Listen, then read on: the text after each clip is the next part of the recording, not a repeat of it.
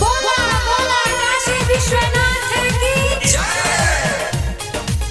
Presented by Ankita Film. Recording and mixing by Tinku Sahani. हम नाही रहब रउआ साथे भोला बिगड़ल जाता रहू चलिया हो ए हम नाही रहब रउआ साथे भोला बिगड़ल जाता रहू चलिया हो रउआ रही कैलाश पे भोला हमके बनवा दी महलिया हो रउआ रही कैलाश पे भोला हमके बनवा दी महलिया हो रउआ रही कैलाश पे भोला सुनतानी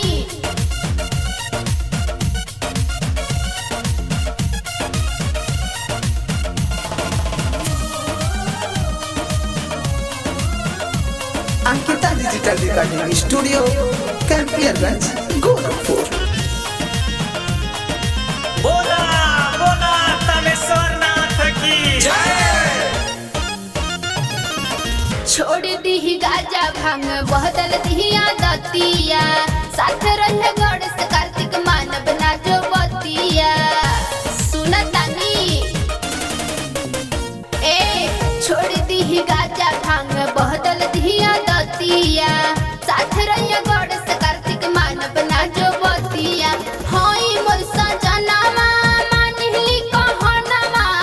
पूछेले नाही कबो हलिया हो रउआ रही कैलाश पे भोला हमके बनवा दी महलिया हो रउआ रही कैलाश पे भोला हमके बनवा दी महलिया हो रउआ रही कैलाश पे भोला बोला बोला बाबा बासुकीनाथ की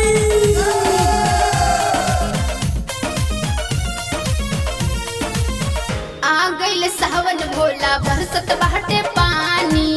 हम नाही रहब राउर चुहता पलानी सुनतानी जी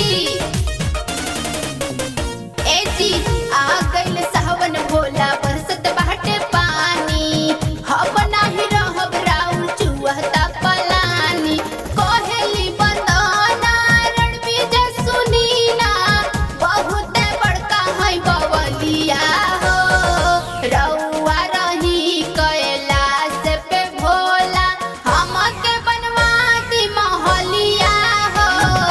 रउआ रही कैलाश पे भोला हमके बनवा दी महलिया हो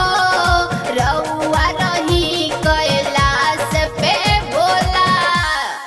Ankita digital recording studio Campierganj Gorakhpur.